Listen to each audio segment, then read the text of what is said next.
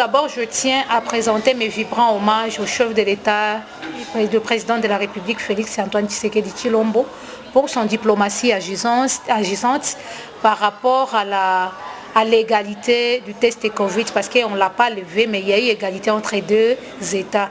Parce que jadis, le Congo faisait payer 5 dollars pour un Burundais qui traversait vers le Congo. Et pour le Burundais, c'était 15 dollars pour un Congolais qui sortait d'ici chez nous pour le Burundi. Mais grâce à la diplomatie agissante du chef de l'État, que nous sommes en train de féliciter, c'est aujourd'hui qu'un mois après son passage au Burundi, parce que nous autres, nous avons pu, quand il était là du passage au Burundi, moi, en personne, je m'étais mis devant, je plaidais pour ce cas au niveau du Burundi. Et le chef de l'État a promis de s'impliquer, de parler avec son homologue burundais pour pouvoir y voir la question.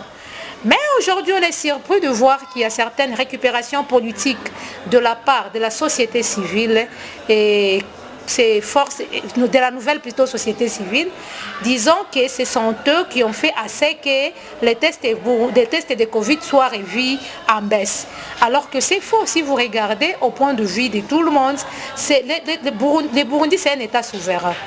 Et comme c'est un État souverain, les histoires se règlent entre États. Il n'y a pas tant que personne de la société civile qui peut dire au chef de l'État burundais de pouvoir revoir la chose à la baisse. Mais c'était déjà parlé entre des États.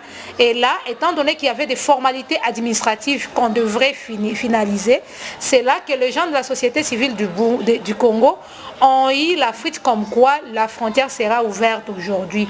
Ils ont profité de cette opportunité, de cette occasion, pour leurs histoires, leurs esprits de populisme. Ils ont saisi de cette opportunité pour pouvoir s'approprier cette histoire-là de la baisse du Covid-19. Mais en réalité, c'est une histoire entre des États qui n'a rien à faire avec la société civile. Vous savez, chers journalistes, l'histoire d'un État, ce n'est pas une histoire comme une baguette magique. On ne fait pas seulement plaider pour une cause et pouvoir le défaire au même jour qu'on a plaidé pour ça. Mais moi, je pense qu'entre États, le chef de l'État l'avait promis, parce qu'il y a même des audios qui sont là, qui circulent partout, dans lesquels le chef de l'État est en train de répondre de la manière dont il va régler cette histoire avec son homologue burundais. Et là, même quand l'UDPS, on avait un meeting populaire, on l'avait annoncé lors du meeting. Récemment, quand on avait la réunion de conseil de sécurité élargie, le maire de la ville m'avait interpellé devant tout le monde. Il m'a posé la question sur la chose.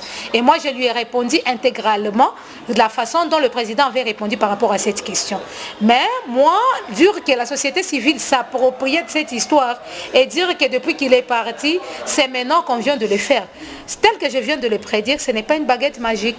Il faudrait qu'il y ait certaines situations administratives qui soient d'abord mises en application, en fait de pouvoir mettre de côté cette histoire ou revoir à baisse cette histoire de Covid-19. Ça n'a rien à faire, j'insiste, avec la société civile, à part juste l'histoire qui est une histoire juste de populisme, comme les gens de la société civile, au lieu de jouer leur rôle orthodoxe, ils se font toujours passer comme des partis politiques voulant et juste se faire voir aux gens qui sont là pour eux, alors qu'ils sont juste en train de vouloir postuler pour les élections à venir. On est au courant.